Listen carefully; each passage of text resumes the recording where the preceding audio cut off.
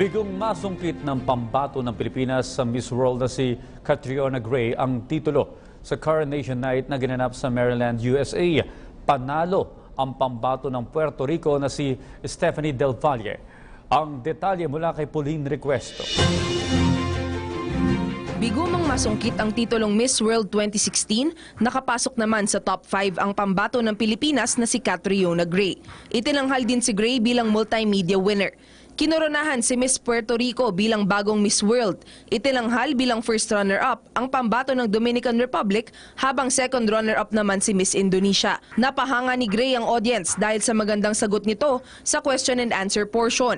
Tinanong si Gray tungkol sa mga katangiang dapat taglayin ng susunod na Miss World. Sagot ni Gray, kinakailangan ng katapangan dahil ang pagiging Miss World ay parang pagbibitbit ng isang malaking sulo na nagbibigay liwanag sa buhay ng marami. Iaalay din daw niya ang kanyang buhay, pagmamahal sa sining at ang kanyang tinig para subukang iangat, i-empower at i-educate ang publiko. Malaking karangalan aniya at responsibilidad na bitbitin ang nasabing sulo upang maramdaman ng buong mundo ang liwanag nito. Umani naman ng iba't ibang reaksyon ang resulta ng patimpalak. Ikinalungkot ng ilan ang pagkatalo ni Gray at ang iba, dismayado sa itinanghal na panalo. Sa ngayon, tanging si Megan Yang pa lamang ang pambato ng Pilipinas na itinanghal na Miss World na nanalo noong 2013. Para sa PTV News, Pauline Requesto.